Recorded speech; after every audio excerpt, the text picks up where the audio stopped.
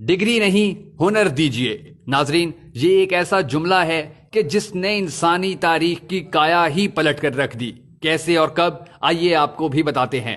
Toyota, Datsun, Hino, Honda, Suzuki, Kawasaki, Lexus, Mazda, Mitsubishi, Nissan, Isuzu اور Yamaha, یہ تمام brands Japan کی ہیں، جبکہ شیورلیٹ، ہونڈائی اور ڈائیوو جنوبی کوریا بناتا ہے۔ آپ اندازہ کریں اس کے بعد دنیا میں آٹو موبائلز رہ ہی کیا جاتی ہیں۔ آئی ٹی اور الیکٹرانکس مارکیٹ کا یہ حال ہے کہ سونی سے لے کر کینن کیمرے تک سب کچھ جاپان کے پاس سے آتا ہے۔ ایل جی اور سامسنگ جنوبی کوریا سپلائی کرتا ہے۔ 2014 میں سامسنگ کا ریونیو $350 بلین تھا۔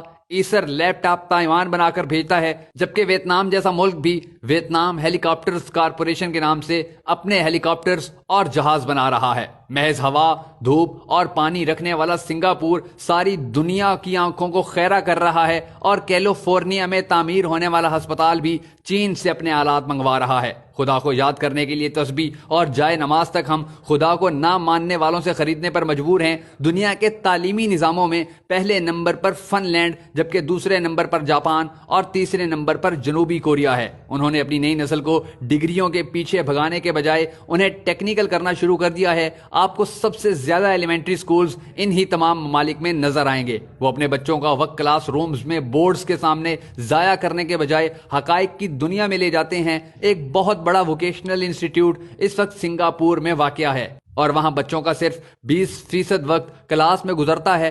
باقی 80% وقت بچے اپنے اپنے شعبوں میں آٹو موبائلز اور آئی ٹی کی چیزوں سے کھیلتے گزارتے ہیں۔ دوسری طرف آپ ہمارے تعلیمی نظام اور ہمارے بچوں کا حال بھی ملاحظہ کیجیے۔ پاکستان میں بی کام، ایم کام اور انجینئرنگ کے سینکڑوں شعبہ جات میں بے تحاشا ڈگریاں، اور اس کے علاوہ 4 سال تک کلاس رومز میں CGPA کے لیے خوار ہوتے لڑکیاں اور لڑکے کون سا تیر مار رہے ہیں۔ آپ یقین کریں، ہم صرف دھرتی پر ڈگری شدہ انسانوں کے بوجھ میں اضافہ کر رہے ہیں۔ یہ تمام ڈگری شدہ نوجوان ملک کو $1 تک کی پروڈکٹ دینے کے قابل نہیں ہیں۔ ان کی ساری تگو دو اور ڈگری کا حاصل محض ایک معصوم سی نوکری ہے، اور بس۔ ہم اس قدر ویژنری ہیں کہ ہم لیپ ٹاپ اسکیم پر ہر سال $200 ارب خرچ کر دیتے ہیں، لیکن لیپ ٹاپ کی انڈسٹری لگانے کو تیار نہیں ہیں۔ آپ ہمارے ویژنری پن کا اندازہ اس بات سے لگائیں کہ پوری قوم سی پیک کے انتظار میں صرف اس لیے ہے کہ ہمیں چائنا سے گوادر تک 2000 کلومیٹر کے راستوں میں ڈھابے کے ہوٹل اور پنکچر کی دکانیں کھولنے کو مل جائیں گی، اور ہم